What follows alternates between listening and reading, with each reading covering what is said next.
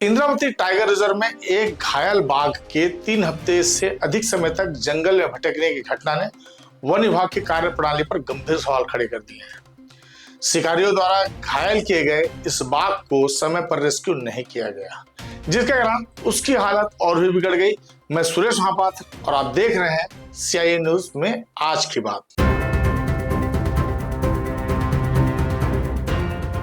बाघ घायल होने की घटना ने वन्य जीव संरक्षण और विभागीय उदासीनता को लेकर स्थानीय लोगों और विशेषज्ञों में रोष पैदा कर दिया है। जबकि टाइगर रिजर्व के अधिकारी यह कहते हुए अपना पल्ला झाड़ रहे हैं कि उन्हें सूचना मिली तो स्थानीय लोगों के साथ घायल बाघ को ट्रैप किया गया। जबकि जिस दिन हमले में एक शिकारी की मौत की सूचना आई, उसी दिन से घायल बाघ के बारे में सभी को पता चल चुका था। इसके बावजूद नक्सली भय बताकर बाघ के संरक्षण में ढिलाई बरती गई। सच्चाई तो यह है कि पिछले कुछ महीनों में इंद्रावती टाइगर रिजर्व के आसपास अवैध शिकार की घटनाएं बढ़ी हैं। वन विभाग ने इस क्षेत्र से 4 बाघों की खाल तस्करों से बरामद की थी, जो इस बात का संकेत है कि रिजर्व में शिकार और तस्करी का खतरा बढ़ रहा है या बना हुआ है। विशेषज्ञों का कहना है कि नक्सल प्रभावित क्षेत्र होने के कारण नियमित गश्त और निगरानी में कमी रही है, जिसका फायदा शिकारी उठा रहे हैं। सबसे बड़ा सवाल वन विभाग पर है। स्थानीय लोगों और पर्यावरणविदों ने वन विभाग के बजट आवंटन और उसकी उपयोगिता पर सवाल उठाए हैं। एक स्थानीय निवासी ने कहा कि नक्सलियों की दहशत के नाम पर गश्त नहीं होती, लेकिन विभाग को हर साल भारी भरकम बजट मिलता है। यह पैसा कहां और कैसे खर्च हो रहा है, इस बारे में अभी तक कोई आधिकारिक रूप से कहने को तैयार नहीं है। इंद्रावती टाइगर रिजर्व बीजापुर से लगभग 50 किलोमीटर दूर जगदलपुर भोपालपट्टम मार्ग पर स्थित है।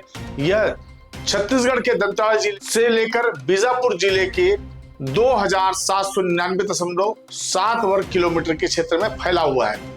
यदि हम कानूनी स्थिति के आधार पर देखें, इंद्रावती टाइगर रिजर्व को वन्य जीव संरक्षण अधिनियम 1972 के तहत राष्ट्रीय उद्यान के रूप में अधिसूचित किया गया है। इसका नाम इंद्रावती नदी के नाम पर रखा गया है, जो रिजर्व के उत्तरी और पश्चिमी हिस्से से होकर बहती है। छत्तीसगढ़ महाराष्ट्र की सीमा बनाती है। सन 1975 में स्थापित यह रिजर्व प्रोजेक्ट टाइगर का हिस्सा है और मध्य भारत का सबसे बड़ा टाइगर रिजर्व है। अफसोस की बात तो यह है कि CCF RC दुग्गा ने मीडिया से यह भी कहा कि बाघ का पैर चट्टान में फंसे कारण भी घायल हो सकता है, जबकि हम यदि जो तस्वीर देख रहे हैं, इस तस्वीर से साफ है कि घायल बाघ के पंजे में फंसे तार को ऑपरेट करके निकाला गया। दूसरी तस्वीर में साफ दिखाई दे रहा है कि निकाला गया कटीला तार शिकारियों की ही कारस्तानी है, क्योंकि जंगल के भीतर कोई भी ऐसी व्यवस्था नहीं है कि कोई वहां पर स्टील का तार लगाए।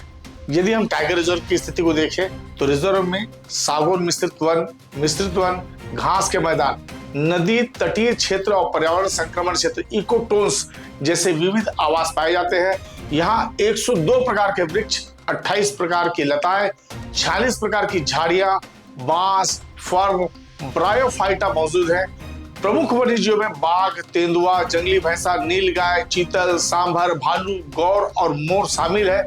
नदी तटी और घास के मैदान शाकाहारी जानवरों और शिकार की प्रचुरता के लिए आदर्श है, जिसके कारण बाघों की गतिविधि इन क्षेत्रों में अधिक देखी जाती है। चट्टानी आश्रय और गुफाएं बड़े और छोटे जंगली जानवरों के लिए गलियारे के रूप में कार्य करती है।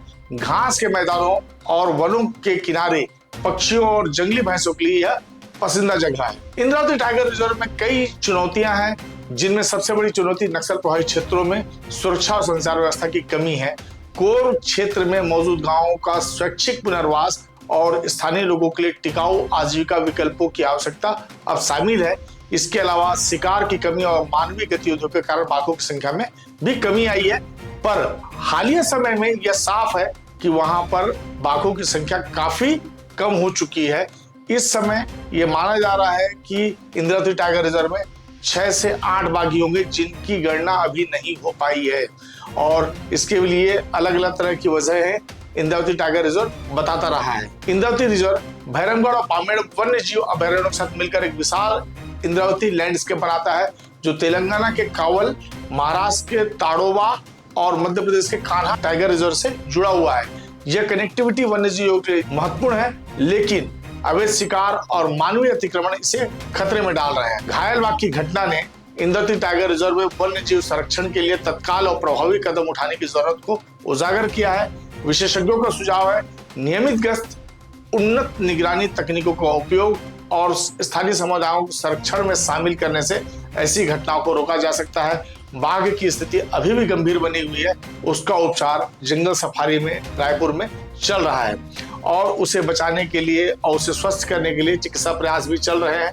इंद्रावती टाइगर रिजर्व की प्राकृतिक विरासत और जैव विविधता इसे एक अनमोल धरोहर बनाती है, लेकिन वन विभाग की लापरवाही और प्रबंधन की कमियों ने इसके संरक्षण को खतरे में डाल दिया है। यह समय है कि वन विभाग अपनी जिम्मेदारी को गंभीरता से ले, वन्य जीवों के संरक्षण के लिए ठोस कदम उठाए। आपको आज की बात का यह अंक कैसा लगा? आपकी प्रतिक्रियाओं का इंतजार रहेगा।